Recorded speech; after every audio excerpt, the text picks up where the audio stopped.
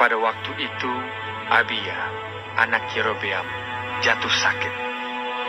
Lalu Yerobeam berkata kepada istrinya, "Berkemaslah, menyamarlah, supaya jangan diketahui orang bahwa engkau istri Yerobeam, dan pergilah ke Silo. Bukankah di sana tinggal Nabi Ahia? Dialah yang telah mengatakan tentang aku, bahwa aku akan menjadi raja atas bangsa ini. Bawalah 10 roti, kue kismis, dan sebuli-buli air madu, dan pergilah kepadanya. Dia akan memberitahukan kepadamu apa yang akan terjadi dengan anak ini." Istri Yerobeam berbuat demikian. Ia berkemas, pergi ke Silo dan masuk ke rumah Ahia. Ahia tidak dapat melihat lagi, sebab matanya sudah kabur karena ia sudah tua. Tetapi Tuhan telah berfirman kepada Ahia, bahwasanya istri Yerobeam datang untuk menanyakan kepadamu perihal anaknya, sebab anak itu sedang sakit. Begini-begini harus kau katakan kepadanya. ketika perempuan itu masuk, berbuatlah ia seolah-olah ia orang lain. Tetapi segera sesudah Ahia mendengar bunyi langkah perempuan itu, sementara melangkah masuk pintu, berkatalah ia, "Masuklah, hai istri Yerobeam. Mengapakah engkau berbuat seolah-olah engkau orang lain? Aku disuruh menyampaikan pesan yang keras kepadamu. Pergilah, katakan kepada Yerobeam, beginilah firman Tuhan Allah Israel. Aku telah meninggikan engkau dari tengah-tengah bangsa itu dan mengangkat engkau menjadi raja atas umatku Israel. Aku telah mengoyakkan kerajaan dari keluarga Daud dan memberikannya kepadamu.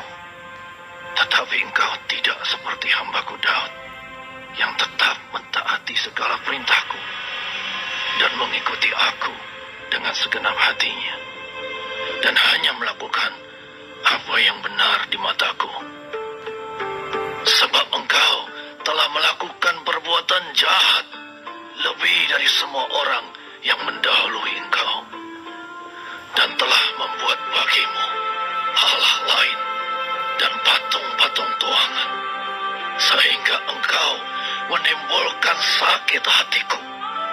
Bahkan engkau telah membelakangi aku. Maka aku akan mendatangkan malapetaka kepada keluarga Yerobeam.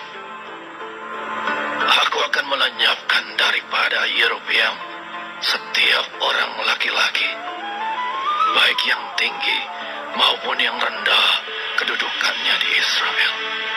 Aku akan menyapu keluarga Yerobeam seperti orang menyapu tai sampai habis. Setiap orang daripada Yerobeam yang mati di kota akan dimakan anjing, dan yang mati di padang akan dimakan burung yang di udara. Sebab Tuhan telah mengatakannya. Tetapi bangunlah dan pulang ke rumahmu pada saat kakimu melangkah masuk ke kota. Anak itu akan mati. Seluruh Israel akan meratapi dia, sebab Israel akan meratapi dia dan menguburkan dia, sebab hanya dialah daripada keluarga Yerobeam yang akan mendapat kubur.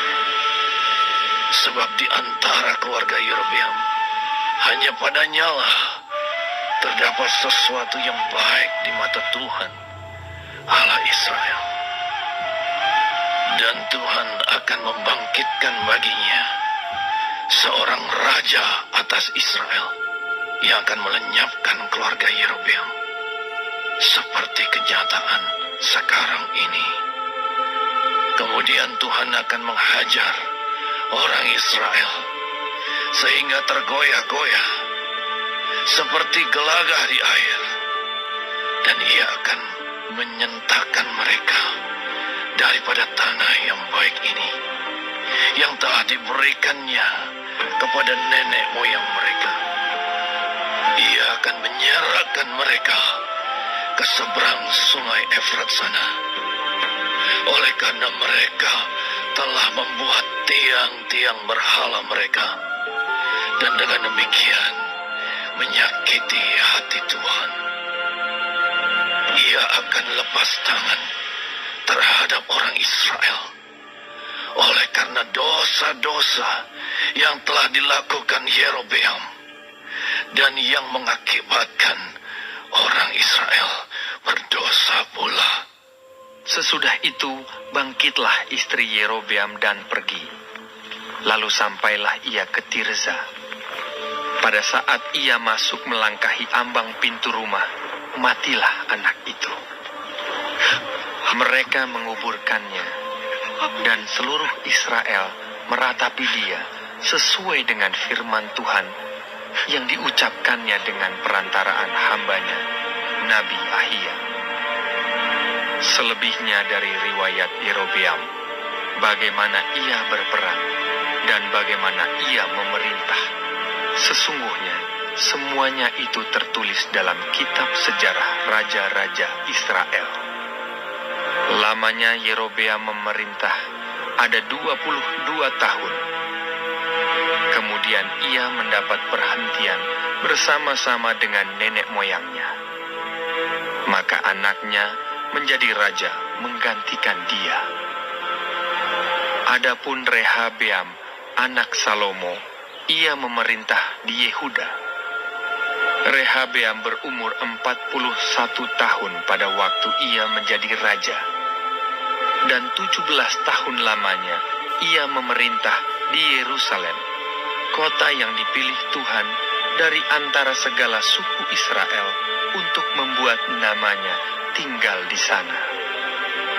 Nama ibunya ialah Naamah, seorang perempuan Amon. Tetapi orang Yehuda melakukan apa yang jahat di mata Tuhan, dan mereka menimbulkan cemburunya dengan dosa yang diperbuat mereka, lebih daripada segala yang dilakukan nenek moyang mereka. Sebab mereka pun juga mendirikan tempat-tempat pengorbanan dan tugu-tugu berhala dan tiang-tiang berhala di atas setiap bukit yang tinggi dan di bawah setiap pohon yang rimbun. Bahkan ada pelacuran bakti di negeri itu. Mereka berlaku sesuai dengan segala perbuatan keji bangsa-bangsa yang telah dihalau Tuhan dari orang Israel. Tetapi pada tahun kelima, zaman Raja Rehabeam, majulah Sisak, Raja Mesir, menyerang Yerusalem.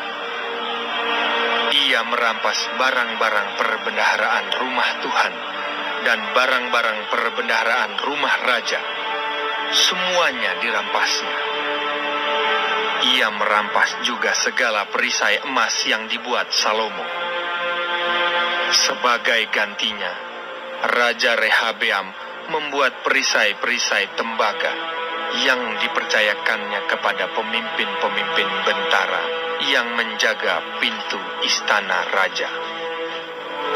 Setiap kali raja masuk ke rumah Tuhan, bentara-bentara membawa masuk perisai-perisai itu, dan mereka pula yang mengembalikannya ke kamar jaga para bentara.